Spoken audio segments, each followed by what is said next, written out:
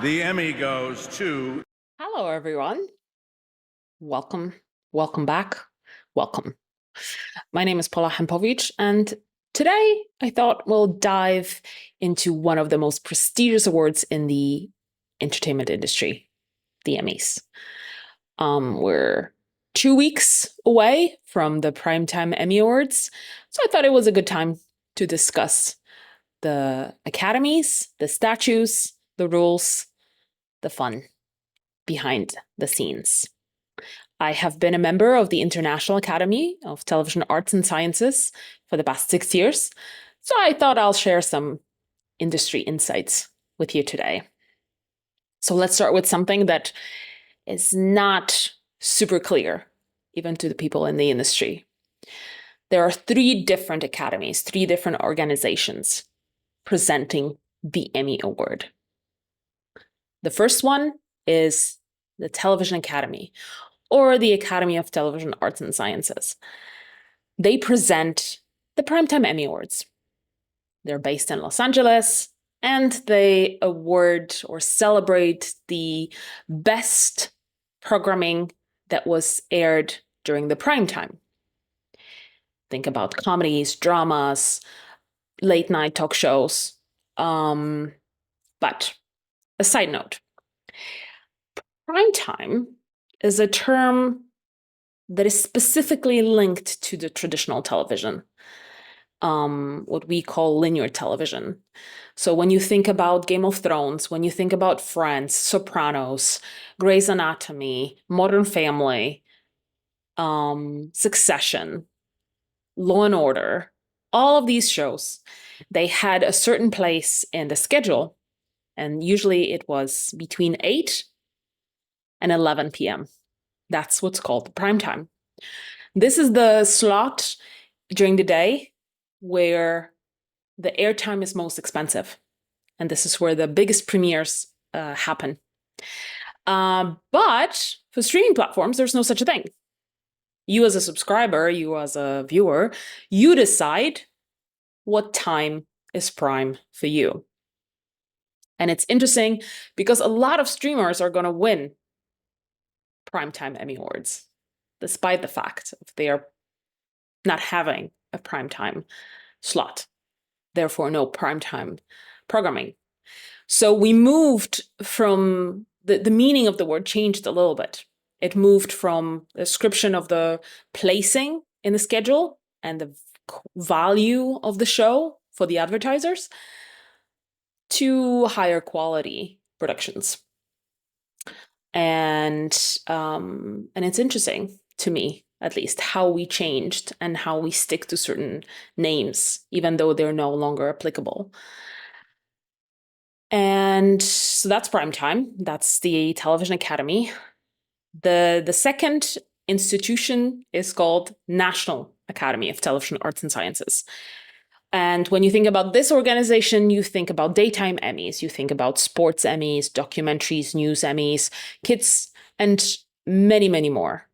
They recognize a really wide range of productions, soap operas, morning talk shows. You can think of Oprah shows and Ellen DeGeneres and home makeovers. I believe Kathy Griffin had a reality show called My Life on the D List. She was nominated for daytime Emmys. The ceremony is not broadcasted, and I think that allowed Kathy Griffin to pull off some stunts at the ceremony when she didn't win. And last but not least, and to me, definitely the most important, are the International Emmy Awards, handed out by the International Academy of Television Arts and Sciences. This academy recognizes achievements in television production and talent and storytelling around the world, outside of the United States. And we should hear about the nominations really soon. I believe it's going to be the second half of September. So stay tuned because I will definitely have some comments. And I've been member of different jury panels in this year competition. So I've seen a lot And let me just tell you that the quality of international storytelling, the talent that it's behind it, it's just phenomenal. It's incredibly inspiring and just so touching to see that there is still something new, something nuanced, something unspoken, not yet shown in a certain way, and new talents are getting recognized. So I cannot wait to see if my favorites scored nominations. But we can talk about this later, and we'll definitely talk about international Emmys later in this video. Now we have the Primetime Emmys. And they will recognize, as I said, a big productions. And I believe, I don't know, to be honest with you, I don't know how many categories there are. I don't even, not quite sure. I've heard what the judging process is. Every organization has a different judging process. I can tell you, but maybe that's for another video. I can tell you what the judging process is exactly in the International Academy of Television Arts and Sciences. We have certain regulations and the way we judge every piece of content or every submission that it's in a particular category. But I do have a bone to pick with the Television Academy. And it bothers me. I don't think there is a way out, but a way out of this issue that I have with the situation. And the situation is that I'm a comedy purist. I believe that a comedy is something that has been primarily created to make people laugh. It's supposed to be funny. And so I understand how hard it is to make quality comedy, to make something that it's nuanced, something that it's smart and intelligent, even if it's silly, and that will connect or resonate with international audience. It's super hard. It's almost impossible to achieve. That's why we don't see so many high quality comedies. Therefore, there are some titles in a competition that are dramedies, which are dramas with funny moments.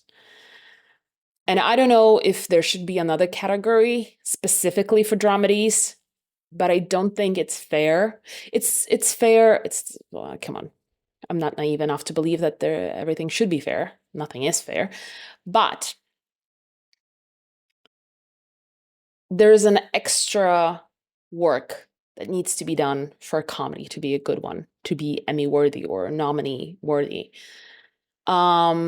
Streaming platforms are very reserved when it comes to investing in comedies. They all say they search for the next big comedy, but when you pitch a show, they will think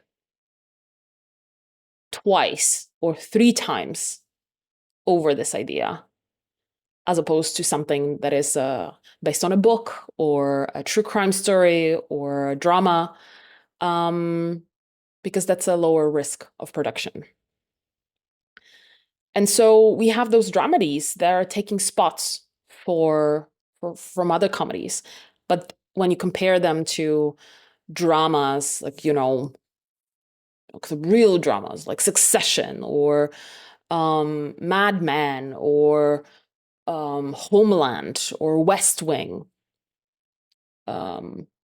Sopranos, Scandal, Game of Thrones, they would never win as opposed to, or they would never stand a chance to win if they ended up in the same category. But when they go against Abbott's Elementary or Hacks, Hacks is Emmy winning. I mean, let's agree that Hacks is phenomenal, and it deserves all recognition, all awards. The actors, the writers, the whole thing. It's just mwah. I love Hacks.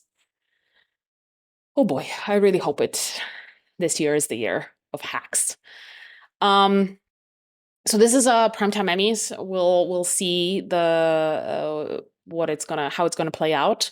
It's gonna be hosted by a father and son duo. I've never seen that before.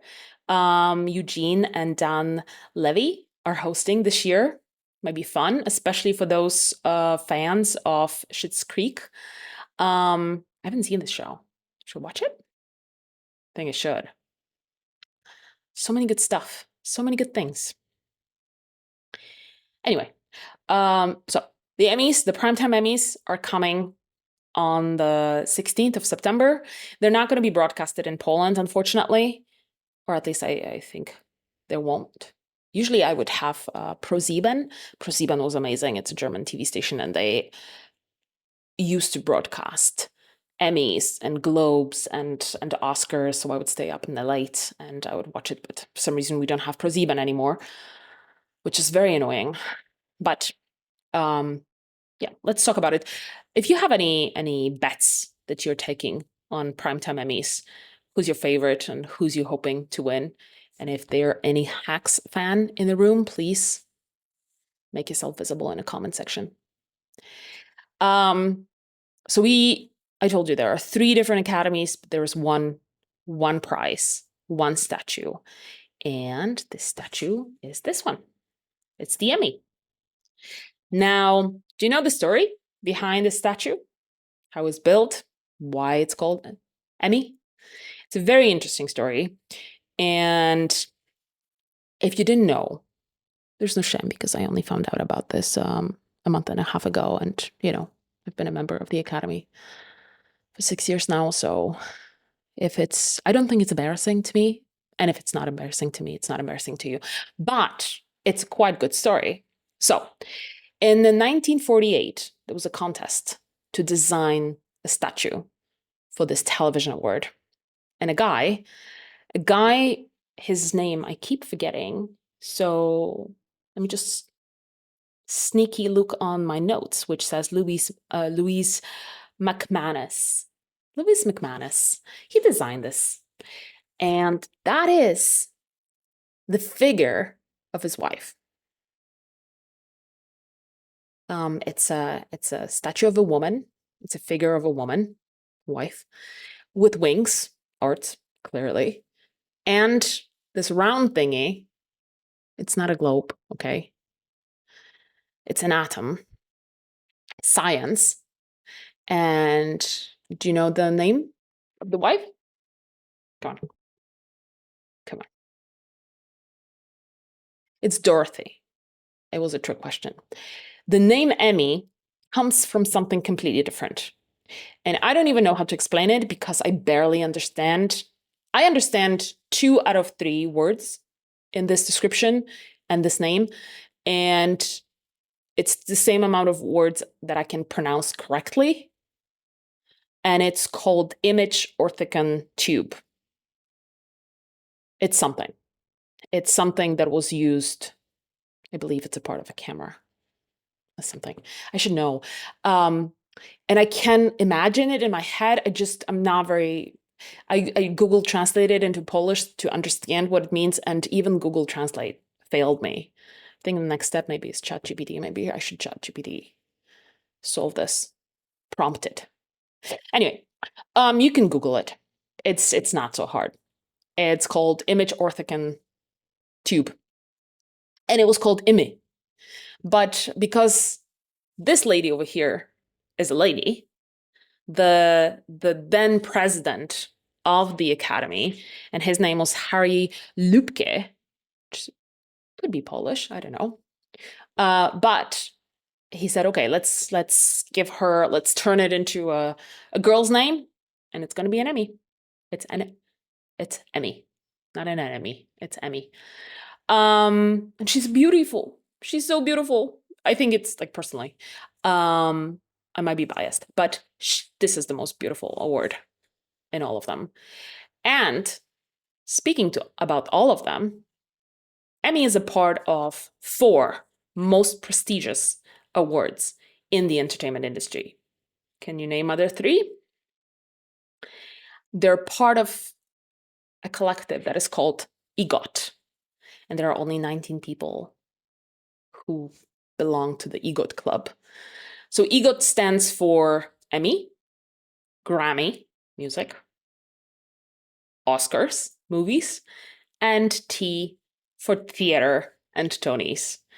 And as I said, it's a very exclusive club. There is one guy who not only became a first EGOT winner or club member, but also he's the only one who is double EGOT. His name was Robert Lopez. And when you check this guy portfolio, he deserves it. No question there. But other members that come to mind is Audrey Hepburn, Whoopi Goldberg, John Legend, not so long ago. And this year, the club welcomed the newest member, a baby boy called Sir Elton John.